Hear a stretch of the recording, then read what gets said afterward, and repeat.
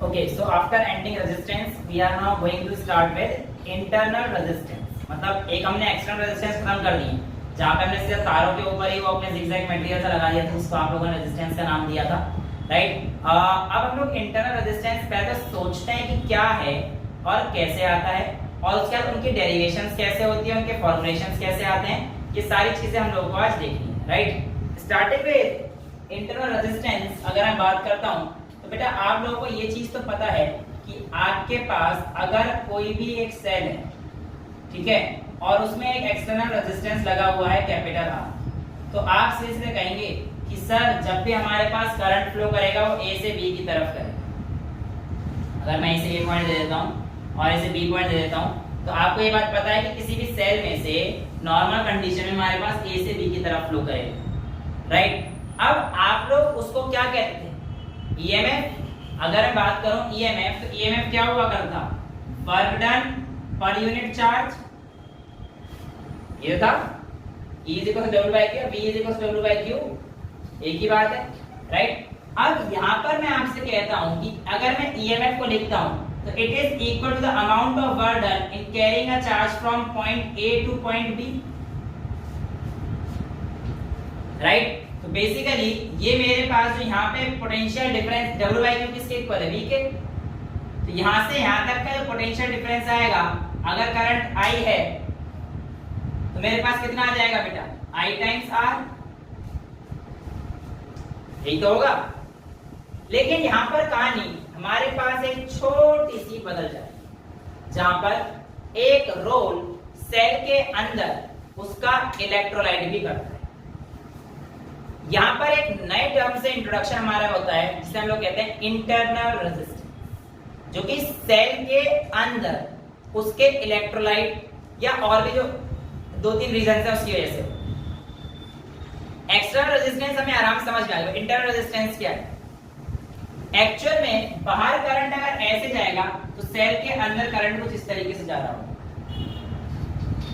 Cell के बाहर अगर पॉजिटिव करंट ऐसे जा रहा होगा तो सेल के अंदर ये करंट इधर से इधर जा रहा होगा, यानी कि सेल के अंदर हमारे पास क्या है? इलेक्ट्रोलाइट, और इलेक्ट्रोलाइट बेटा जब वो करंट जाएगा जिस तरीके से रेजिस्टेंस ऑफर करता है ऑपोजिशन, ऐसे ही इलेक्ट्रोलाइट भी एक ऑपोजिशन ऑफर करेगा, और वो हमारे पास जो रेजिस्टेंस होगा वो कितना होगा? छोटा r। क्या होगा हमारे पास? छोटा r, ठीक है? यानी कि जो हमारे पास करंट अंदर जा रहा होगा वो कम होगा, तो आप कह देंगे वो V डैश हो जाएगा। V डैश = I × छोटा r। अब ये इंटरनल रेजिस्टेंस कौन कौन से फैक्टर पे डिपेंड करता है, पहले उस चीज को समझ लेते हैं। बेटा किसी भी सेल का इंटरनल रेजिस्टेंस डिपेंड करता है कि आपने सबसे पहले इलेक्ट्रोलाइट क्या लिया है, क्योंकि आपके पास कहानी सेल के अंदर कब शुरू होती है? बेसिकली एक कैथोड और एक एनोड पे जब रिएक्शंस होते हैं तो वो किसकी वजह से होते हैं? इलेक्ट्रोलाइट के आयंस के मूवमेंट की वजह से तो पॉसिबल हो पाते हैं। अगर इलेक्ट्रोलाइट ही ना हो तो फिर बेटा रिएक्शन ही नहीं होगी ना, फिर तो आपको कनेक्टिंग मीडियम लगाना पड़ेगा कि भाई जो इससे इसको कनेक्ट करा दे और यहाँ से इलेक्ट्रॉन ट्रांसफर हो सके। बट सेल के अंदर हमारे पास क्या होता है? इलेक्ट्रोलाइट। तो सेल का रेजिस्टेंस किस चीज पर डिपेंड करता है? उसके इलेक्ट्रोलाइट पर। एक नेचर ऑफ द इलेक्ट्रोलाइट क्या है, दूसरा लेंथ ऑफ द इलेक्ट्रोड्स, तीसरा एरिया बिटवीन द इलेक्ट्रोड्स, चौथा टेम्परेचर पे भी डिपेंड करता है बेटा। अब आप मुझे बताइए इंटरनल रेजिस्टेंस टेम्परेचर बढ़ने के साथ घटेगा या कम होगा? घटेगा, बढ़ेगा, बढ़ेगा, घटेगा? सब बोल दो, एक ना एक सही होगा। नहीं बेटा, यहाँ पर ध्यान रखिएगा, इलेक्ट्रोलाइट में चार्ज कैरियर आयंस होते हैं, और आयंस होने की वजह से टेम्परेचर बढ़ाने पर हमारे पास इसका रेजिस्टेंस तो कम हो जाता है, पर टेम्परेचर कम करने पर रेजिस्टेंस बढ़ जाए, ठीक है? क्योंकि यहाँ पे आयंस कैरियर होते हैं ना बेटा, ये आपको पहले भी कराया था मैंने जब आपको सेमीकंडक्टर वगैरह टॉपिक कराए।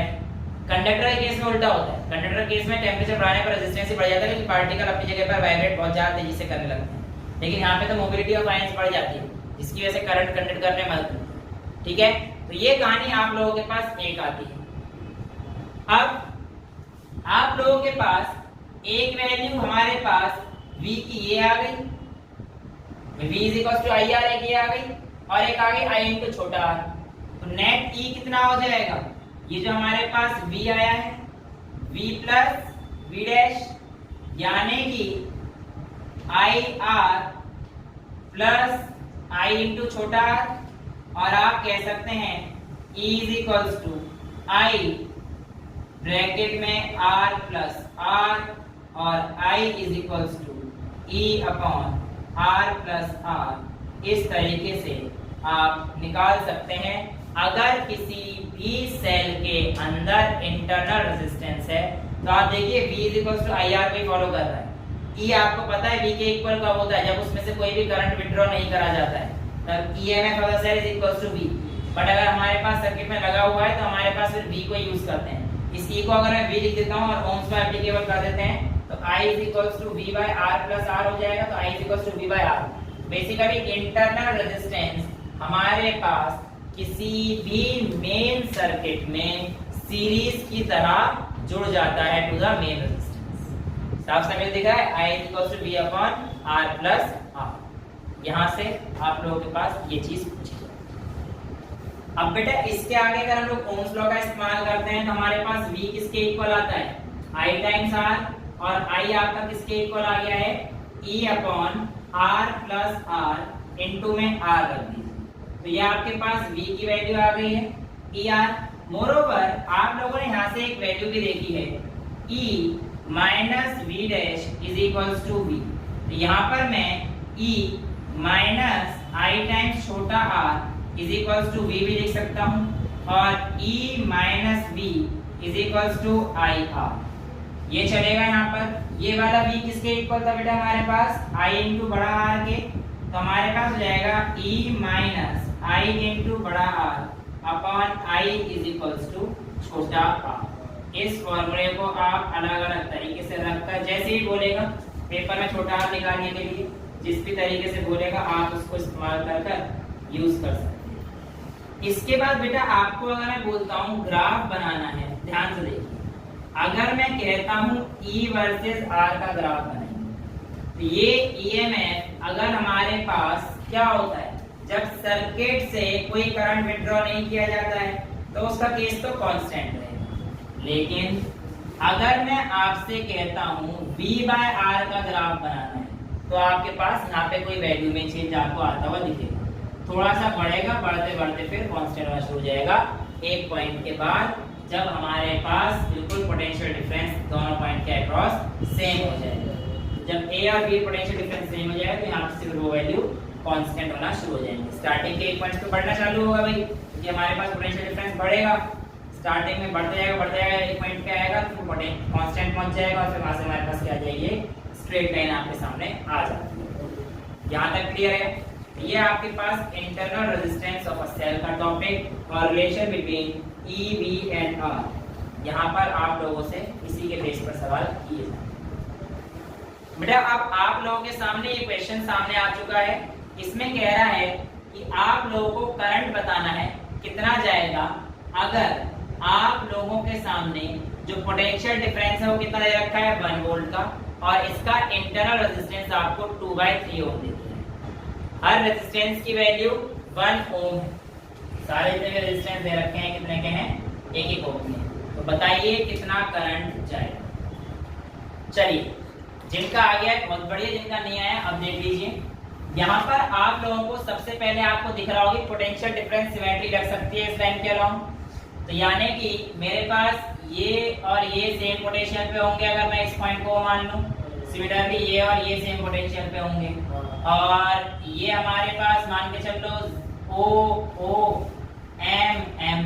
तो यानी कि देखो ये OM और OM के बीच में ये दोनों रेजिस्टेंस हैं, तो ये आपके पास आ जाएंगे पैरेलल में, यानी कि ये हमारे पास बड़े वाले बाहर रख देते हैं, ये हमारे पास ऐसे पैरेलल में आ जाए।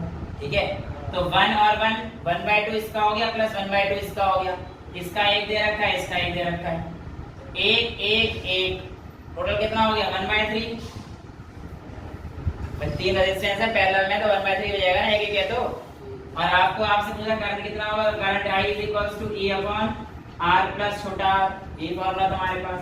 E कितना दे रखा है 1 वोल्ट का, अपॉन R कितना दे रखा है बड़ा वाला 2/3, सॉरी 1/3 आया है, और छोटा वाला 2/3, 2/3 प्लस 1/3 कितना हो गया 3/3, 3 ऊपर पहुंच गया तो 1/3 into 3 कितना आ गया, I की वैल्यू 1 एम्पियर आ जाती। ठीक है, इस तरीके से आप लोगों से सवाल पूछे जाते हैं। अगला जो हमारा टॉपिक है वो है हमारे पास बेटा सेल्स इन कॉम्बिनेशन, यानी कि आप इस बार सेल को सीरीज में या फिर सेल को पैरेलल में कैसे लगाते हैं, आइए समझते हैं। सेल को सीरीज में लगाना या सेल को पैरेलल में लगाने से क्या फर्क आएगा, देख लीजिए। यहाँ पर मेरे पास ये 2 सेल आपके सामने सीरीज में लगे हुए, लेट्स से ये एक पॉइंट है A, ये एक पॉइंट है B और ये एक पॉइंट है C। मैंने कहीं पीछे से कोई करंट छोड़ा होगा और वो इस तरीके से आ रहा होगा। मेरे पास इस वाले सेल का पोटेंशियल E1 और पोटेंशियल का EMF बोलता हूं, इस वाले सेल का EMF E2। मेरे पास इसका इंटरनल रेजिस्टेंस R1 और मेरे पास इसका इंटरनल रेजिस्टेंस R2। ठीक है, इस पॉइंट से इस पॉइंट का पोटेंशियल अगर मेरे को निकालना है, यानी कि VA से B तक का, तो मैं लिखता हूं VAB बराबर, बेटा हमारे पास यहाँ पर हो जाएगा E1 माइनस इस पॉइंट का पोटेंशियल, इस पॉइंट पे जो पोटेंशियल आ रहा होगा I इंटू इसका इंटरनल रेजिस्टेंस सेल का, E1 minus I into R1, क्योंकि V में से V माइनस कर सकता हूँ तो ये भी V है और ये भी V, करंट सेम जा रहा है। हाँ ठीक है। अब हमारे पास सीरीज में करंट हमेशा सेम होता है बेटा, ये आपको पता रहना चाहिए। नेक्स्ट हमारे पास आता है VBC, B से लेकर C तक के पॉइंट पे क्या कहानी होगी, तो मैं लिखता हूँ अगर BC यहाँ पर जो हो रही है, मतलब इस सर्किट में जो हो रही है E2 minus I times R2, साफ साफ दिखाई दे रहा है कि भाई E2 हमारे पास B पॉइंट का पोटेंशियल हो गया, C पॉइंट पे I1 मतलब I इंटू R2। ये हमारे पास VAB आ गया, VBC आ गया, लेकिन कहानी तो हमें चाहिए थी A से लेकर C तक के पोटेंशियल, VAC चाहिए थी। अब हम लोग VAC कैसे लिखेंगे, देखो वैसे में लिखने को तो VA माइनस VC लिख रहे हैं, बट हमें इनका इस्तेमाल करते हुए VAC निकालना है। बेसिकली हमें जब अगर सेल सीरीज में लगे हुए होते हैं तो उनका EMF कितना आता है, ये चीज हमें निकालनी है। तो अब देखो यहाँ पर ध्यान से बेटा, तो बेटा इस पॉइंट का जो मतलब है वो हमारे पास है VA माइनस VB के इक्वल है वाली टर्म, और इस पॉइंट का मतलब है हमारे पास VB माइनस VC के इक्वल। अब हमें पॉइंट चाहिए A से लेकर C तक का, यानी कि आपको VAC चाहिए, बट आप VA माइनस VC करने के लिए क्या कीजिए, आप ऐसे कर दीजिए VA minus VB plus VB minus VC। आप अगर इसे खोलेंगे तो देखिए VB से VB कट जाएगा और आपका सोचेगा VA माइनस VC। जिस तरीके से VAB का मतलब VA माइनस VB है, VBC का मतलब VB माइनस VC है, सिमिलरली VAC का मतलब क्या हो जाएगा VA माइनस VC। तो आपके पास यहाँ पे VA माइनस VC मिल जाएगा, और यही पॉइंट चाहिए आपको, यहाँ से लेकर यहाँ तक की वैल्यू क्या होगी, यही वैल्यू आपको चाहिए बेसिकली।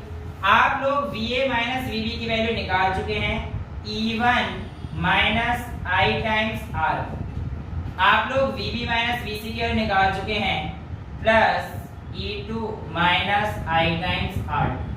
यहाँ से अगर आप नापेंगे तो आपके पास जो V की वैल्यू हो जाएगी वो हो जाएगी E1 plus E2 minus I R1 plus R2 हो जाएगा।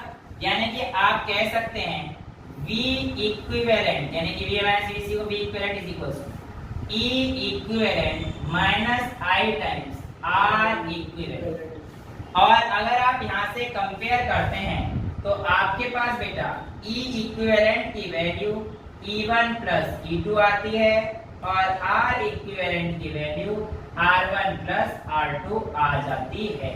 यानी कि जब भी आपको सेल्स को सीरीज में लगाने के लिए बोलेगा तो उन सेल का EMF आप डायरेक्टली ऐड कर दीजिए उनका रेजिस्टेंस, इंटरनल रेजिस्टेंस आप डायरेक्टली ऐड कर सकते हैं, क्योंकि हमारे पास क्या बेटा, हाँ वो तो अभी हम लोग देखेंगे स्पेशल केस में, है ना। तो यहाँ पर हमारे पास ये वैल्यूज आ जाती हैं और इसके बाद अभी जो केस होंगे वो अभी देखते हैं, नोट कीजिए। हाँ हाँ बेटा ब्रैकेट में सेल्स इन पैरेलल का अगला डेरिवेशन हम लोग देखते हैं। तो बेटा हमारे पास जो सेल पैरेलल में लगाए गए हैं वो कुछ इस टाइप से हैं। ये आप लोगों ने रेजिस्टेंस में बहुत आराम से करके देख रखा है। यहाँ से करंट आया, अब करंट बढ़ जाएगा बेटा, यहाँ पर I1 और I2 है। इस सेल का EMF E1, इस सेल का EMF E2, इस सेल का इंटरनल रेजिस्टेंस R1 और इस सेल का इंटरनल रेजिस्टेंस R2। यहाँ तक की तो कोई कहानी में बदलाव है नहीं। अब बेटे हमारे पास दो पॉइंट ले लेते हैं, एक B2 एक B1। हमारे पास चला यहाँ तक है, फाइनल माइनस इनिशियल करेंगे तो हमारे पास क्या आ जाएगा, V B1 minus V of B2। ये किसके इक्वल हो जाएगा बेटा, E1 minus I1 into R1। तो आपके पास ये हो जाएगा E1 minus I1 into R1। Similarly इस वाले ड्रॉप से यानी कि इस वाले वायर से जो हमारे पास पोटेंशियल डिफरेंस जा रहा होगा वो भी हमारे पास VB1 माइनस VB2 हो जाएगा। ये आपके पास किसके इक्वल हो जाएगा, E2 minus I2 into R2 के इक्वल हो जाएगा। यहाँ तक क्लियर है। अब आगे आप लोगों के पास इसको, ये आपको पता है सेम रहने वाले हैं पोटेंशियल डिफरेंस पैरेलल में, V बाय यहाँ से लिख दीजिए V minus E1 is equals to minus I of R1, या उल्टा कर देता हूँ, इस V को इधर ले जाता हूँ तो आप ऐसा लिख दीजिए E1 minus V is equals to I1 into R1। चलेगा। यहाँ से आपके पास I1 की वैल्यू आ जाएगी E1 minus V by R1, पहला केस। दूसरे केस में भी यही कर देता हूँ, इसको V लिख देता हूँ, इस I2 R2 को इधर ले आऊंगा और V को इधर ले जाऊंगा तो मेरे पास हो जाएगा E2 minus V is equals to I2 into R2। यहाँ पर बेटा आप लोगों के पास I2 इज इक्वल्स टू क्या हो जाएगा, आप देखिए E2 minus V by R2। तो ये आप लोगों के पास एक इक्वेशन बन जाएगी। यहाँ तक कोई दिक्कत नहीं है। अब हमारे पास नेट करंट जो है वो कैसे आता है, I is equals to I1 plus I2। तो I1 प्लस I2 की जो वैल्यू आएगी बेटा, आप इन दोनों को ऐड कर दीजिए। क्या कर सकते हैं, E1 minus V by R1 plus E2 minus V by R2। ये चीज हम लोगों के सामने आ जाएगी। अब मैं इसको थोड़ा सा बस अलग करके लिख रहा हूँ, बाइफरकेट कर देता हूँ। E1 by R1 minus V by R1 plus E2 by R2 minus V by R2 आ जाएगा बेटा। आगे इसे सॉल्व करूंगा तो मेरे पास आ जाएगा E1 by R1 plus E2 by R2 minus V common ले लेता हूँ तो मेरे पास इधर आ जाएगा 1 अपॉन, कुछ मिस्टेक करिए यहाँ पे R1 है, 1 upon R1 minus 1 upon R2। और ये किसके इक्वल होगा, हमारे पास I के इक्वल हो जाएगा। I इज इक्वल टू हमारे पास ये वैल्यू आ जाएगी। अब यहाँ पर हम लोगों को क्या करना है कि इस वाली टर्म को तो पहले आता है एलसीएम लेके खोल लो, सॉल्व कर दो। तो यहाँ पे देखिए एलसीएम में क्या आ जाएगा, R1 इंटू R2, ये आ जाएगा E1 R2 plus E2 R1 minus V R1 R2 को यहाँ से करेंगे तो हमारे पास क्या आ जाएगा, R2 minus R1 upon R1 into R2, यही आएगा। ये भी गलत है, ये सर प्लस का आएगा, ये सर प्लस का आएगा बेटा। माइनस भी कॉमन ले लिया ना, तो माइनस भी कॉमन लेते 1 upon R1 plus 1 upon R2, right. अच्छा अभी हमारे पास I के इक्वल आया है, मैं इस इक्वेशन को इधर ले आता हूँ, I को इधर रख देता हूँ तो मेरे पास आ जाएगा V into R2 plus R1 by R1 dot R2 is equals to E1 R2 plus E2 R1 upon R1 into R2 minus I। यहाँ तक क्लियर है। अब बेटा इस वाले टर्म को इधर मल्टीप्लाई कर देता हूँ और इधर मल्टीप्लाई कर देता हूँ तो देखो R1 R2 इधर जाके तो क्या हो जाएगा, कैंसिल आउट हो जाएगा R1 R2 तो, और ये बार जब हमारे पास कहाँ जाएगा, डिनोमिनेटर में आ जाएगा। तो कुल मिला के हमारे पास इधर क्या बचेगी, E1 R2 plus E2 R1 upon, देखो ये इससे कैंसिल आउट हो गया है और ये वाली टर्म नीचे आएगा प्लस आएगा, तो ये हमारे पास आ जाएगा R2 plus R1 minus I। इसके लिए ये वाली टर्म तो ऊपर पहुंच जाएगी और ये वाली टर्म नीचे आ जाएगी, तो माइनस I इंटू कितना हो जाएगा बेटा, R1 डॉट R2 अपॉन में R1 प्लस R2। यहाँ तक कोई डाउट, क्लियर है? ये सब किसके इक्वल आ गया हमारे पास, V के। अब आप इस इक्वेशन को V is equals to E equivalent minus I R equivalent के रख के देखिए, तो आपके पास E इक्विवेलेंट की वैल्यू क्या आ जाएगी बेटा, E इक्विवेलेंट बराबर आ जाएगा E1 R2 plus E2 R1 upon R1 plus R2, और R इक्विवेलेंट हमारे पास बेटा कैसे आ रहा है, R1 R2 छोटा r है सब कुछ, R1 R2 upon R1 plus R2, यानी कि आप लोगों के पास अगर पैरेलल में जुड़ जाते हैं तो E इक्विवेलेंट इस तरीके से और R इक्विवेलेंट वहां पर देखो सीरीज की तरह ही था, पैरेलल के केस में बिल्कुल पैरेलल की तरह ही आया, ठीक है। अच्छा, अभी यहाँ पर E equivalent upon R equivalent अगर मैं करता हूँ, देखो E equivalent upon R equivalent में अगर करूंगा तो यहाँ पर देखोगे E1 R2 R1 plus R2, मैं आपको डायरेक्ट रिजल्ट लिख देता हूँ, E1 by R1 plus E2 by R2, भाई सीधी सीधी वैल्यू है ना, E1 R2 ये वाला वैल्यू हमारे पास कट जाएगी, देखो E equivalent upon R equivalent है, R1 plus R2 R1 plus R2 cut जाएगा, और R2 यहाँ देखो मैं पहले एक का निकाल है, आप सीधा काटोगा बेटा, देख E1 R2 पहले मैं किसके केस में रख के दिखाता हूँ आपको, ठीक है। तो अपॉन में R1 प्लस R2 है, और R इक्विवेलेंट का मतलब जब आप ये थर्ड टर्म हो जाएगी, फोर्थ टर्म, तो यहाँ पे आ जाएगी R1 इंटू R2 और ऊपर क्या आ जाएगी मल्टीप्लाई में R1 प्लस R2, ये तो कट गए, R2 से R2 गया तो E इक्विवेलेंट कितना आ गया, E1 by R1। Similarly E2 के लिए कितना आ जाएगा, E2 बाय R2। सिमिलरली जितने भी सेल्स होंगे आपके पास कितना आ जाएगा, En बाय R, n आपके पास फाइनल वैल्यू में आ जाता है। इस तरीके से आप लोग जब भी सेल पैरेलल में जुड़े हुए होते हैं उनका E इक्विवेलेंट निकाला जाता है, जिसमें E बाय इंटरनल रेजिस्टेंस हो जाता है।